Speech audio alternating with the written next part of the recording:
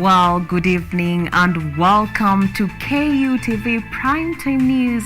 There's a first week of September as the country awaits the swearing in of the President-elect William Ruto, and members of Parliament and senators are expected to elect their respective speakers in tomorrow's first sitting since the election. That and much more in the bulletin, but before that, here are the highlights.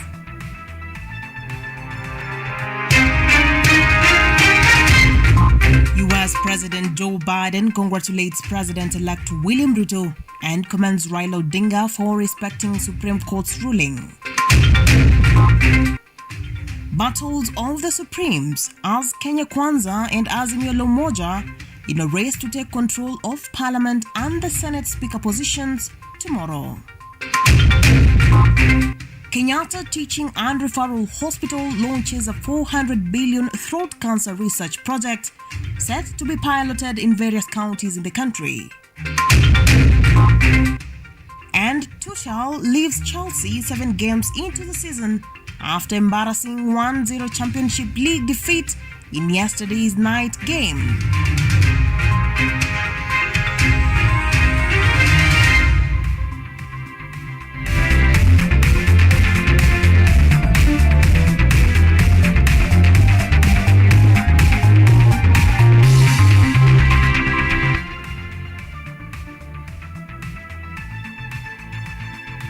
Welcome to the broadcast. I'm Bentura Kombuka and our sign language interpreter for today is Sharon Womboy. United States of America President Joe Biden has congratulated Kenya's President-elect William Ruto in a press briefing by White House Press Secretary Karine Jean. Biden has commended Raila Odinga and other candidates for abiding by the Supreme Court's ruling, noting of the transparent electoral process and peaceful adjudication of disputes being testaments to the strength of democratic institutions. I'll say this: we congratulate William Ruto on his election as President of Kenya. We also congratulate the people of Kenya on the conclusion of a peaceful electoral process. We commend Raila Odinga and other candidates for abiding by the Supreme Court filing, transparent electoral processes, and the peaceful adjudication of disputes are testaments to the strength of democratic institutions. The United States and Kenya share a strong and long-standing partnership based on a commitment to democracy, security, economic prosperity. We look forward to enhancing this partnership with President Ruto and his new government. While congratulatory messages continue to pour in the country, and members of Parliament and senators are expected to have their first sitting and monumental task to elect their speakers at the Senate and the National Assembly tomorrow. This being the first sitting after the legislators were elected into office. The two leading political factions, that's Azimio la Umoja and Kenya Kwanza, are in the race to take the control of both houses in an election to choose speakers of both houses to be held tomorrow at Parliament buildings. The elected members of National Assembly and Senate are set to have their first sitting tomorrow Thursday in Parliament, where they will be sworn in and later elect the Speaker and Deputy Speaker of both houses. In a bid to take control of Parliament, President-elect William Ruto's Kenya Kwanza have fronted their candidates to battle with candidates fronted by Azimio la Umoja One Kenya Coalition Party. Kenya Kwanza has settled on former Kenya leader Moses Wetangula and Gladys Boss-Sholei for National Assembly Speaker and Deputy Speaker posts respectively. Wetangula to face off with former National Assembly Speaker Kenneth Marende of Azimio for the National Assembly Speaker's post. Mr. Wetangula seemingly has an upper hand should Kenya Kwanza vote as a bloc, which politically has more MPs, since some MPs defected from Azimio to join Ruto's camp after the election. In the Senate Speaker's post, Kenya Kwanza has settled on former Kilifi Governor Amason Kingi to face off with Kalonzo Musyoka of Azimio la Umoja One Kenya Coalition Party in the post, with both sides having 23 senators each. National Assembly has a total of 349 members. To clinch the Speaker's job in the first round of voting, one must garner a minimum of 233 votes. If there will be no winner in round 1, then the first 2 contestants will face each other in a run-off that requires a simple majority to win. Patrick Odwor, KUTV. Well, thank you, Patrick Odwor, for that report. And President-elect William Ruto has finally spoken to the outgoing head of state, President Uhuru Kenyatta. His handle today, William Ruto confirmed transition of power that is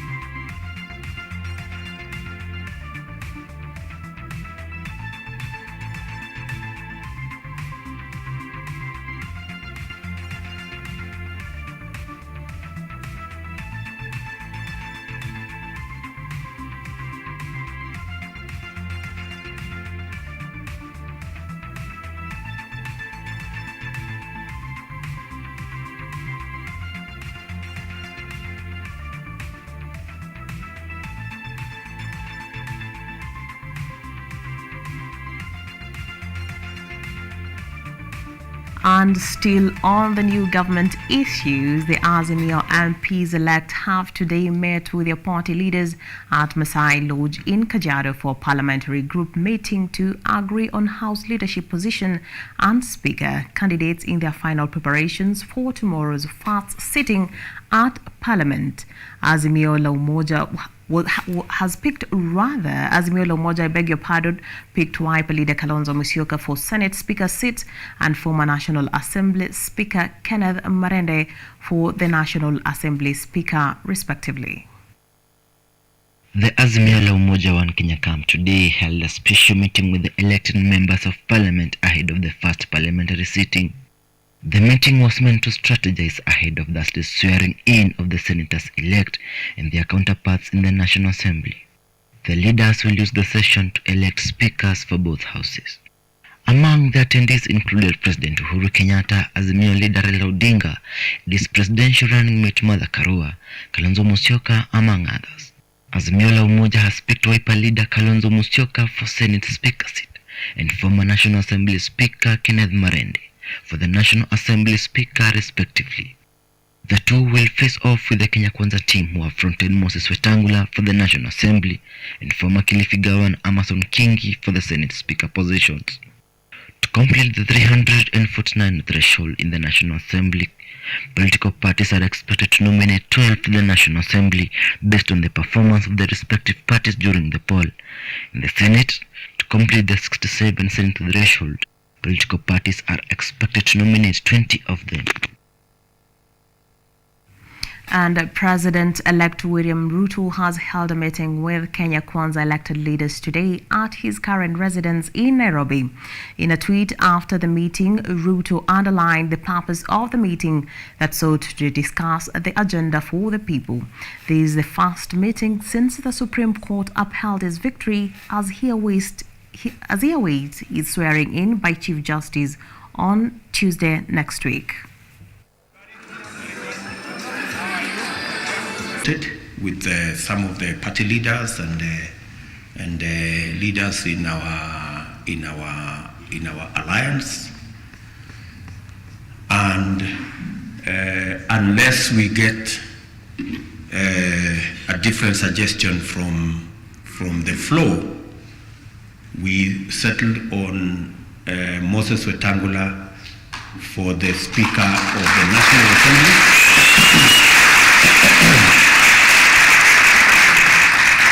And I am going to ask him to come here shortly. Kwa sababu hii kura lazima iombwe.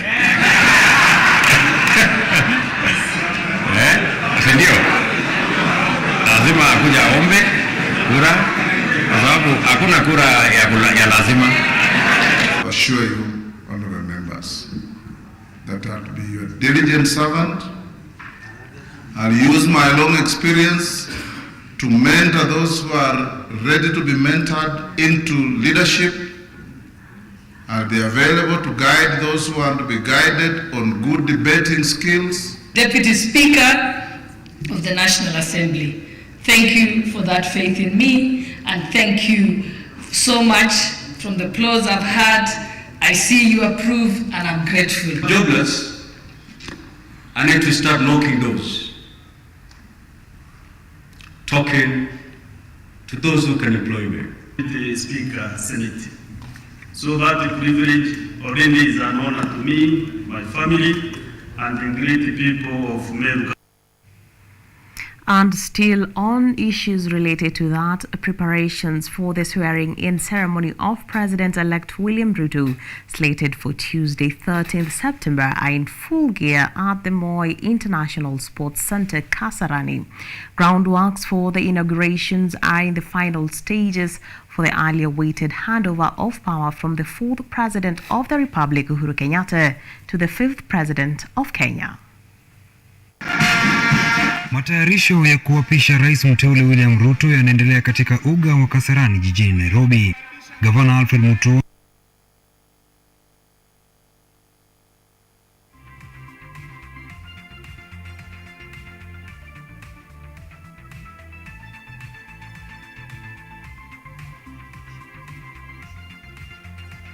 Well, apologies for that technical hitch there. And away from politics, a petition challenging Kimilili's elect Member of Parliament, Didymus Baraza's win in Kimilili constituency, has been filed today at the Bungoma High Court. Baraza is named as the respondent in the petition and has been summoned to appear within 5 days, a lack of which will result to the petition being heard without him. 2 weeks ago, Baraza pleaded not guilty to murder charges of shooting Brian Olunga and was released on a 10 million shilling bond with a surety of 5 million shillings.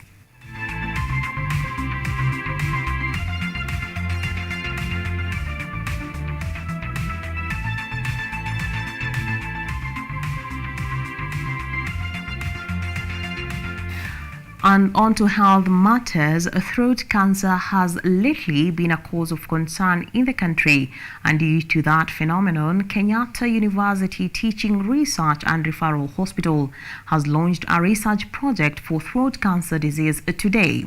The 400 million joint project funded by the National Institute for Health and Research, University of Manchester and the Christie Foundation, among others, will be piloted in counties of Kiambu, Meru, Nakuru and Kisii, where the disease has a prevalence.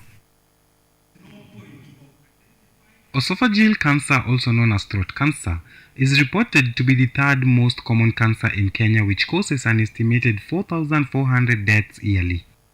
In a bid to fight the menace, Kenyatta University Teaching Research and Referral Hospital has launched a 400 million shilling research project for the throat cancer disease, funded by the National Institute for Health and Research in collaboration with various stakeholders.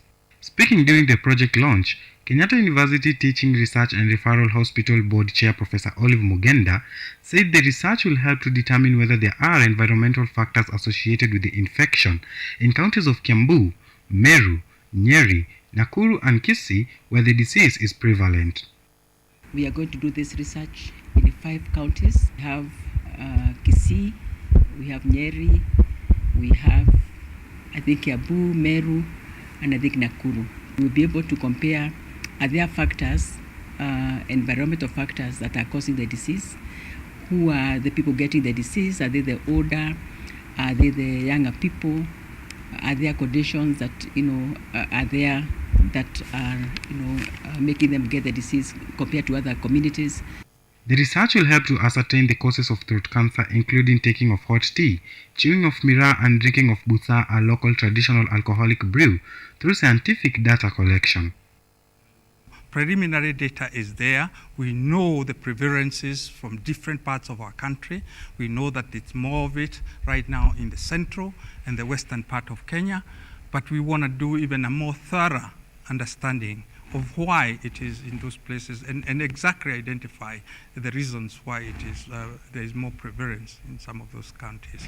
People talk about the throat cancer, all that, the canal, the alimentary canal cancer, all those.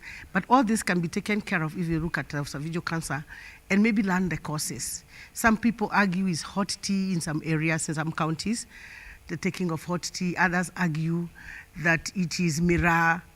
Others argue it's Busa. Whatever it is, we would like to find out through this project. The research project also involves other local institutions such as Kenyatta University, Mount Kenya University, Jomo Kenyatta University of Agriculture and Technology, and Tenwek Hospitals, among others. Reporting for KUTV, I am Eugene Mayabi.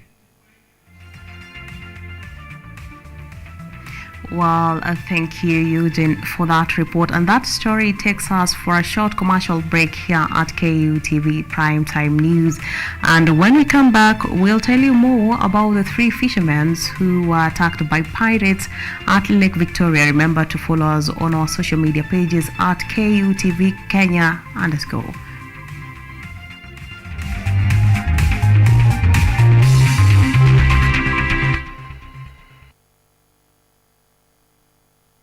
KUTV, in conjunction with Kenyatta University Funeral Home, is now offering death announcements immediately following our news bulletins at 7 p.m.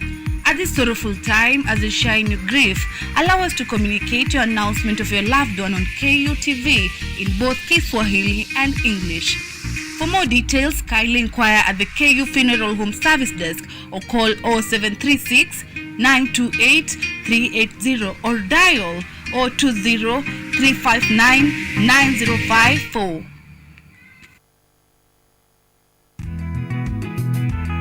Sasa ni bora zaidi. Mwanzo mpya, mambo mapya. Msimu mwingine wa Boresha Kilimo unakuletea teknolojia ibuka, kilimo mseto, uongezaji thamani. Teknolojia dijitali ya mauzo inawezesha ufikiaji wa masoko. Soko moko yako, mahangaiko yako ya kufikia masoko yamefika kikomo, manake tunao Mkulima Young. What Mkulima Young does is it connects farmers with the market. Hii ni Boresha Kilimo kwa ushirikiano na Mkulima Young. Atafutaye hachoki na kichoka kesha pata. Kwa makala maalum ya kilimo, ungana nasi kila Jumamosi saa 6:30 kwenye kipindi ukipendacho Boresha Kilimo. The percentage in which government is giving opportunities to this specific type of groups under the AGPO, like what percentage has the government given? No, but like I said, you see, when a budget is done for every year, every ministry will be able to place their budget for it. But whatever is given to them, 30% of the budget for that ministry is dedicated to AGPO. 30%. So if let's assume, for instance, that a ministry is given 2 billion, for instance. Now, 30% of 2 billion would be about 600,000? 600 million. That will be dedicated to AGPO. And therefore, when you go to a ministry, as a young person, as a person living with disability, 600 million is actually meant for you. This is The Agenda with Benturo Kumbuka and Colonel Retired Cyrus Oguna.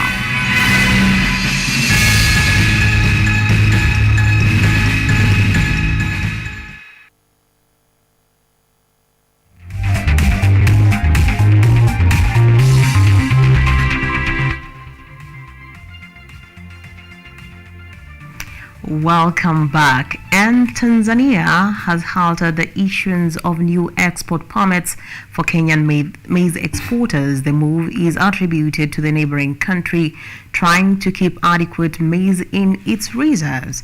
For the last 2 years, Kenya has been exporting maize from Tanzania to close the deficit gap that was there, especially after the two countries mended their trade ties. The frozen issuance of export permit is set to make the situation in the country even worse for Kenyans who are currently buying a 2-kilo pack of maize flour at a minimal of 210 shillings.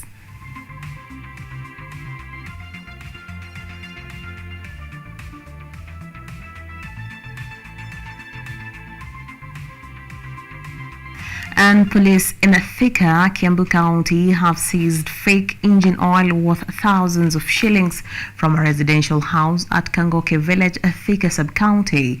According to Kiambu County Police Commander Paminas Mushangi Kioi, the counterfeit oil was packed in jerrycans bearing labels of 2 leading fuel company brands and was ready for sale at retail shops in the market. Si wananchi wakati wananua hizi oil, sababu ndio mingi zimenjaa kwa hizi vioski ziko hapa, wahakikisha ya kwamba wananua ile oil halali kwa zile nduka ambayo ni halali na pia kwa petrol stations. Mkiangalia yote sasa ni fake na kuweka kwa gari, hata kama ni gari umefanyia service, sasa hiyo gari inaanza kutoa moshi na saa nyingine inafanya hata ile engine inanoka. And we cross over to the lake region where 3 fishermen from Nambo Beach in Bondo Sub-County are nursing serious injuries after being attacked by pirates during a late-night fishing trip at Lake Victoria. The 3 were attacked by 5 pirates who stole their fishing gears and boat engine valued at about 200,000 shillings. The 3 were rescued by other fishermen from the neighboring Usenga Beach and are recuperating at Got Agulu Sub-County Hospital.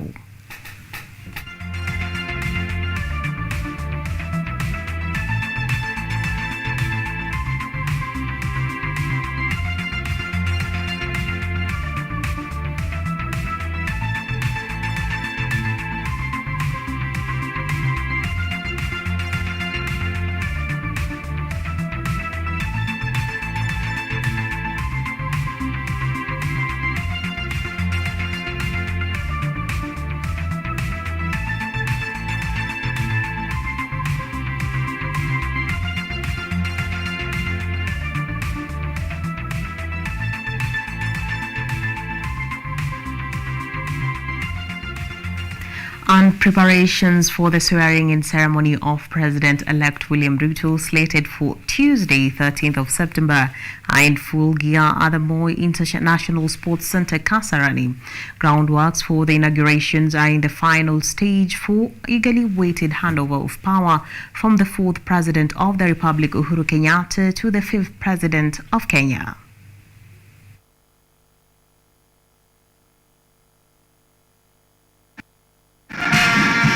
Preparations for President-elect William Ruto's inauguration ceremony are said to be in the last phases, with the former governor of Machakos County, Alfred Mutua, assuring Kenyans that this will be one kind of ceremony ever witnessed in the country. Today we've done a preliminary visit of the stadium where the inauguration function will be held for the 5th President, Dr. William Samoei Ruto, His Excellency. We are here with teams from the National Government Office of the President, from the judiciary, from the military and others. And our main concern and our main issue was to make sure that the standards that are being set up here today are of international quality. We want this event to be flawless. We want this event to send the right message to Kenyans that we are ready to work. With the Chief of the Kenya Defence Forces, General Robert Kibochi, in the Transition Committee, officers from the Kenya Air Force, Kenya Army and Kenya Navy have set up a camp and began rehearsals at the stadium in preparation for Ruto's inauguration. The military conducted a mock exercise of how Kibochi will accompany President Uhuru Kenyatta to the podium to hand over the sword of honor to his successor. In an effort to ensure the process goes smoothly, the discipline forces have assessed the security of the facility and have tested the audio-visual system. The KDF will also showcase some of the artilleries in its possession, and the flags of the 3 separate wings will be hosted during the ceremony. A podium has been set up for the President and his deputy to take up 2 oaths, one to defend the Constitution and the other to perform their duties to the country. The schedule and seating arrangements are also been finalized. Officers have been delegated with duties and will continue receiving consistent briefs on the function. Muhsin Mohammed, KUTV.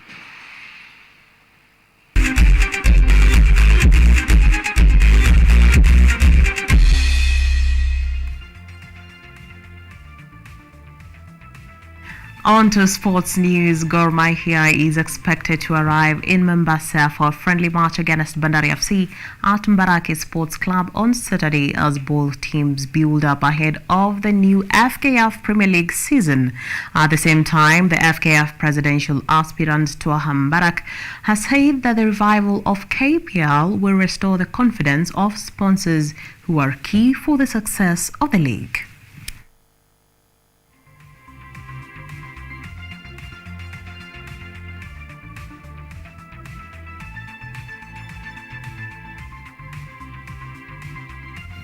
And Chelsea has today parted company with manager Thomas Tuchel just 7 games into the season following an embarrassing 1-0 Championship League defeat at Dinamo Zagreb yesterday night. Tuchel becomes the second Premier League manager to get dismissed this season after Bournemouth sacked Scott Parker last week. The German manager will truly have a place in Chelsea's history after winning the Championship League, the Super Cup and the Club World Cup in his time at Stamford Bridge.